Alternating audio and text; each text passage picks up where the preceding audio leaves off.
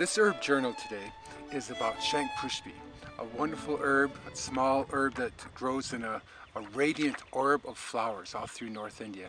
And indeed, what it's used for mainly is to increase cognitive function, to increase brilliance and radiance in the mind.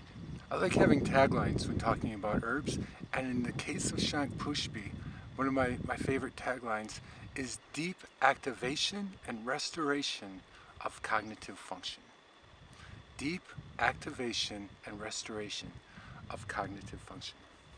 There are actually 4 different herbs that are called Shankhapushpi. This happens quite a bit in Ayurveda as different traditions kind of catch on. So one of them is Convolvulus pluricalis, which is typically the Shankhapushpi used in North India. The next one is Evolvulus alsinoides.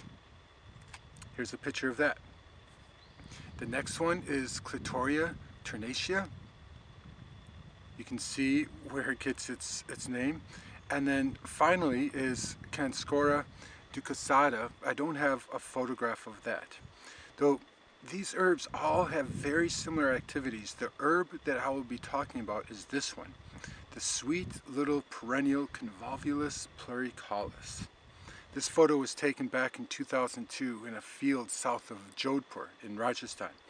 I'd been inspecting some senna and psyllium fields when I came across this little bundle of light.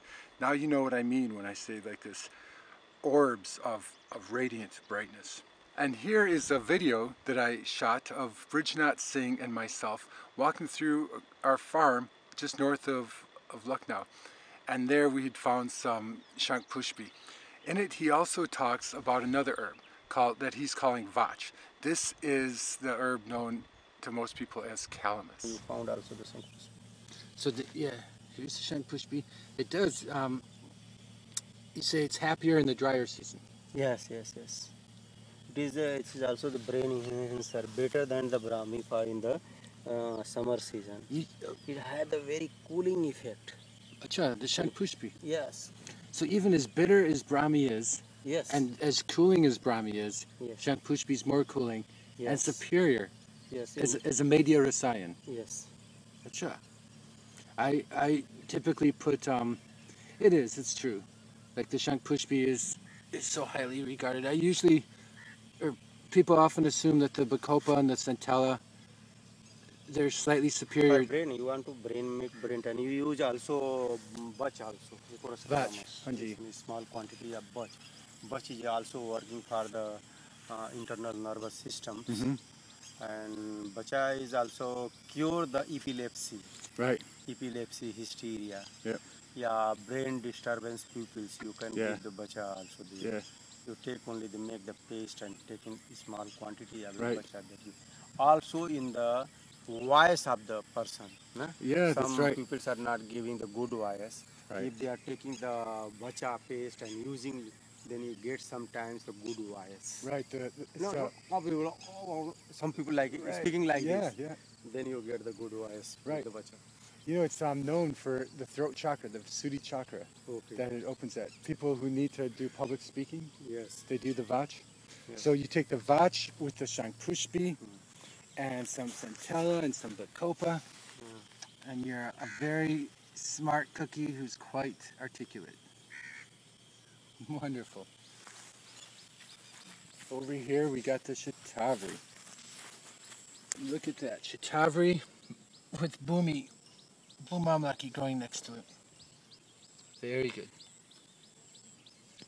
Now in that video, the specimen that we had, it was off season. It was a time when it was rather tired and laid back. But normally that in a few months after that video was taken, that herb would just rise up and be this brilliant orb of flowers.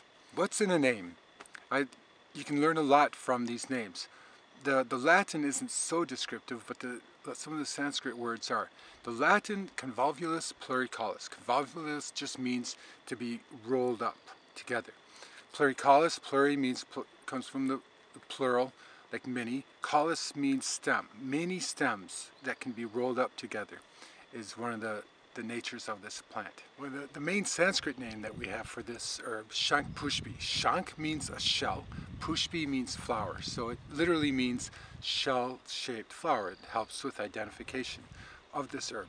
But also the shank is often associated with Shiva. Shiva is associated with much stronger medicines, and indeed Shankhapushpi is one of these medicines, one of these relatively rare medicines that has alkaloids in them, and a lot of the effect of the Shankhapushpi is from these alkaloids. Another name related to that is Shakini, which is a name of a gorgeous goddess, and you can kind of get the beauty of the herb from that. Another name is Maya.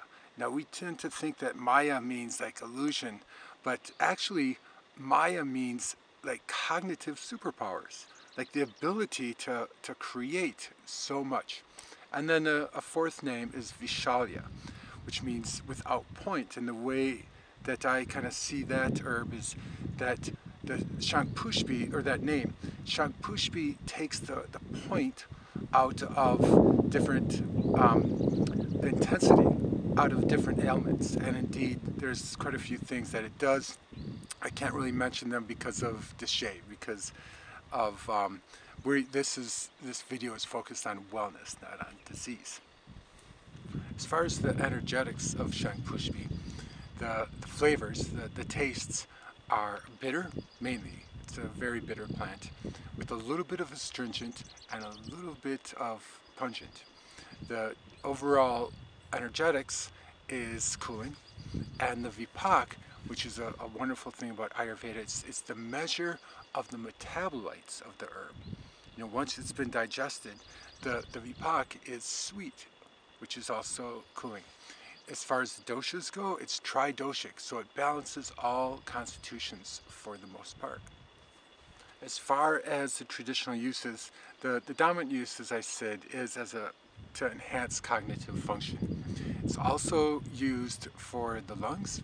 It's used as an astringent sometimes, and it's used for all things head, basically, especially like shampoos. You'll see it in practically all the highest quality shampoos and hair care products, so it's also good for that.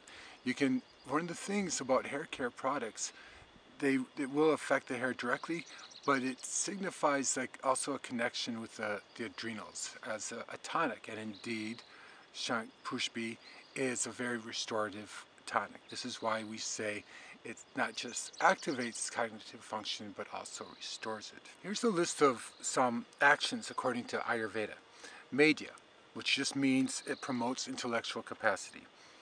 Swarakarini, it improves the voice. Things that improve the voice help also the lungs, typically. Graha Bhutadi, which means it's useful in diseases that are or imbalances that are hard to figure out, that are kind of amorphous, you could say. Rasayan rejuvenates the whole body.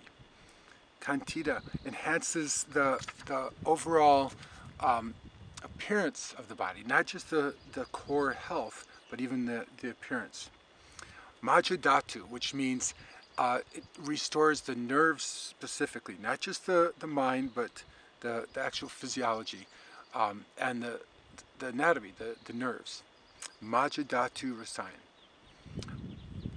Unmadagnya, which means it helps emotional stability. Vrishya, aphrodisiac, there it is. That's actually one of the classic uses of Shankhapushpi. Panchabala increases the strength of the digestive system, as like a bitter tonic would. Chedna, slightly laxative, and Nidrayana, which means it promotes deep sleep.